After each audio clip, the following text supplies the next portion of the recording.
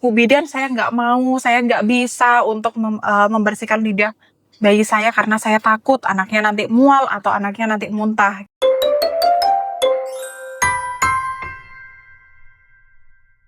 Halo Bunda-Bunda, perkenalkan saya Bidan Deva dari Bayi Bunda.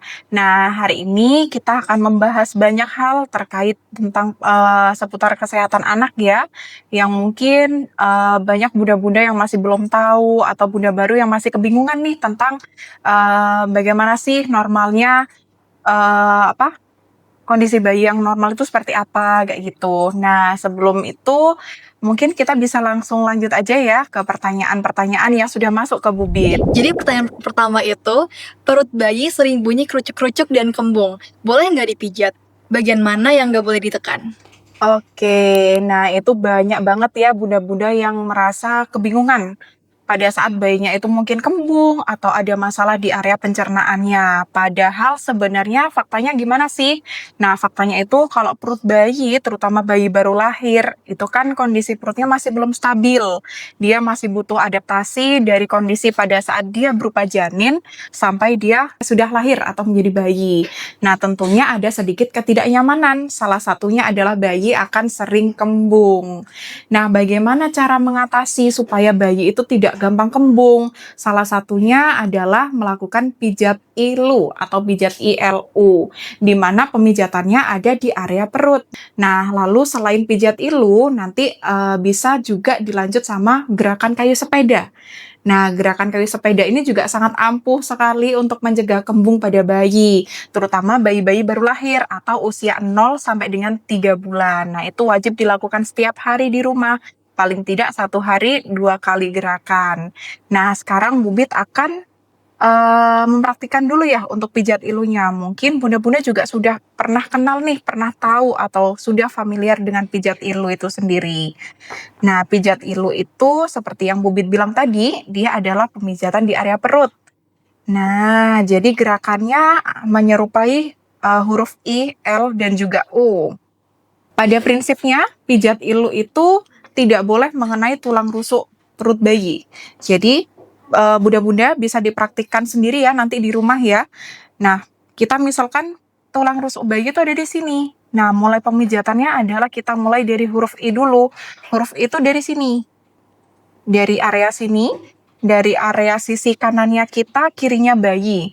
Nah, prinsip dari pijat ilu juga itu dia mengikuti pergerakan usus. Jadi membantu supaya bayi ini bisa mengeluarkan gas secara maksimal, terus juga membantu bayi untuk mengeluarkan BAB atau pupnya secara maksimal juga.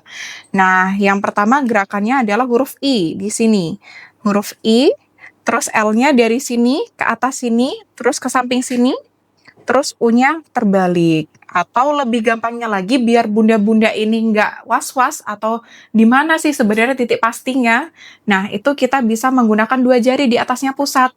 2 jari di atas pusat, terus kita tarik garis ke samping, baru kita usap. Bagian I ke bawah, L-nya dari bawah ke atas ke samping, U-nya terbalik. Nah, ini bisa dilakukan sendiri di rumah sebanyak 8 kali gerakan. Kalau bunda-bunda sudah bisa atau sudah berani melakukan pijat ilu, ini sangat membantu bayi-bayi untuk mengeluarkan apapun yang ada di tubuhnya, entah itu gas, entah itu kotoran secara maksimal, sehingga bayi akan terbebas dari resiko kembung. Nah, selain itu juga penting banget untuk menyendawakan bayi setelah menyusui. Jadi pada intinya, perut kembung pada bayi baru lahir, terutama di usia 0 sampai dengan 3 bulan, itu adalah hal yang normal. Yang perlu kita lakukan adalah upaya pencegahannya dengan cara itu tadi, dengan cara pijat ilu atau dengan cara melakukan gerakan kayu sepeda. Bayi sering gumoh, apakah ada posisi menyusui atau cara menyendawakan yang paling efektif biar nggak gumoh itu gimana nih Bubit? Oke, ini juga pasti bunda-bunda baru itu banyak banget nih yang kebingungan soal menyendawakan bayi, terus juga gimana caranya supaya bayi itu tidak gumoh. Nah, sebelum kita membahas ke area sana, kita harus tahu dulu gumoh pada bayi ini normal atau tidak sih. Nah, gumoh pada bayi ini sebenarnya hal yang sangat normal. Kenapa kok seperti itu? Karena bayi itu kan lambungnya masih kecil, masih sangat kecil sekali, sehingga dia memerlukan waktu yang cukup lama supaya ASI atau susu yang masuk ke dalam tubuhnya itu tercerna dengan baik. Nah, kalau misalkan dia sudah terlalu penuh atau dia mengalami fase yang namanya fase growth spurt, di mana dia harus minumnya banyak sekali ini bunda-bunda. Nah, nanti bunda juga mungkin perhatikan bayinya apakah mengalami fase growth spurt atau tidak. Nah, kalaupun dia mengalami fase growth spurt, itu juga hal yang sangat aman sekali dan harus dialami oleh bayi. Cuma memang ada sedikit ketidaknyamanan, salah satunya bayi akan sering gumoh itu tadi.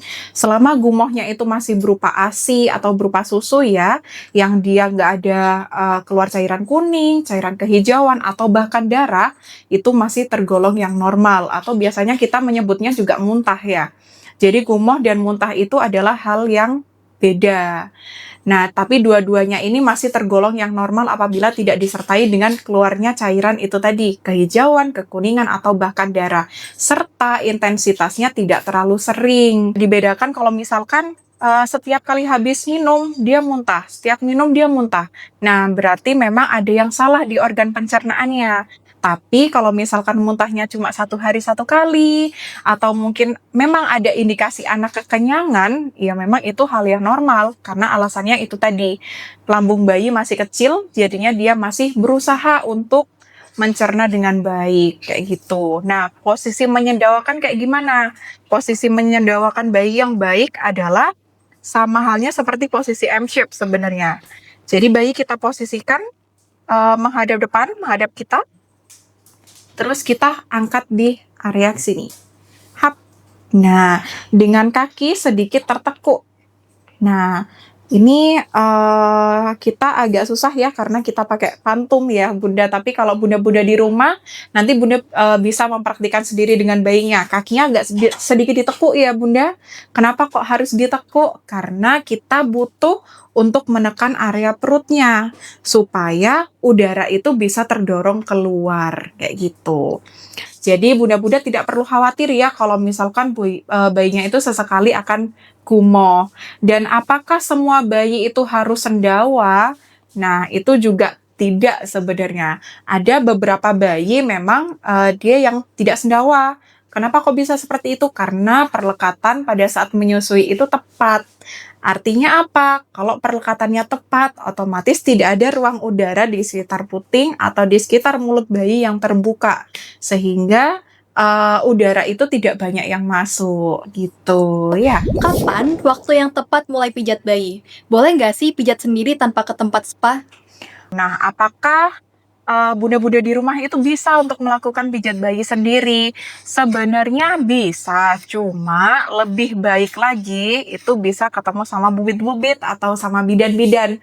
Kenapa kok seperti itu? Jadi kita bikin momen pijat bayi ini tidak sekedar pijat bayi aja, tapi kita juga bisa ada sesi konseling, terus juga mungkin ada sesi untuk bonding dengan bubit, dengan adik, dan juga supaya anak bisa mengenal banyak orang gitu bunda. Jadi apakah pijat bayi bisa dilakukan sendiri di rumah? Bisa, cuma lebih baik kita berinteraksi dengan mungkin dengan bidan atau dengan tenaga kesehatan lain yang dia bisa untuk melakukan pijat bayi kayak gitu. Nah, untuk waktunya dari kapan? Sebenarnya untuk pijat bayi itu bisa dilakukan dari usia 0 hari. Jadi dari belum puputnya tali pusat ini juga sudah bisa loh ternyata kalau dipijat bayi. Tapi memang ada catatannya, kita sesuaikan dengan durasi dan juga tekanan pemijatannya supaya anak juga tetap nyaman, terus juga dia tidak kesakitan. Oke, lanjut pertanyaannya. Lidah bayi putih-putih bekas susu.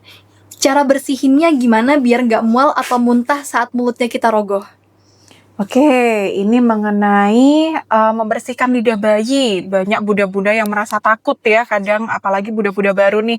Bu bidan, saya nggak mau, saya nggak bisa untuk membersihkan lidah bayi saya karena saya takut anaknya nanti mual atau anaknya nanti muntah gitu ya. Sebenarnya seberapa masuk sih harusnya untuk membersihkan lidah bayi itu, dan medianya pakai apa saja yang bisa digunakan untuk membersihkan lidah bayi. Jadi pada dasarnya lidah bayi itu memang cenderung sedikit putih ya bunda-bunda, asalkan kita tetap stimulasi atau kita tetap membersihkan setiap hari itu jadinya masih aman. Nah, untuk medianya itu bisa dengan pakai kasa stick seperti ini. Mungkin Bunda-Bunda juga familiar dia dengan kasa stick seperti ini. Ini bisa dibeli di apotik ataupun di online shop ya. Itu banyak sekali. Atau bisa juga menggunakan kasa steril yang lembaran itu juga bisa. Nah, untuk kasa stick dan juga kasa steril, nanti Bunda bisa menyediakan mangkuk kecil yang diisi dengan air hangat. Nah, nanti untuk membersihkannya seperti apa? Untuk membersihkannya, ini kita buka dulu. Sebelumnya kita harus cuci tangan bersih dulu ya, Bunda-Bunda. Setelah itu, kita ambil ininya dan kita celupkan ke mangkuknya tadi yang berisi air hangat. Nah, setelah itu, setelah dicelupkan, kita peres supaya tidak terlalu banyak air yang menyerap di kasa ini.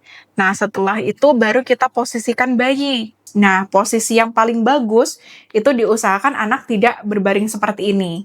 Tapi dia agak didudukkan.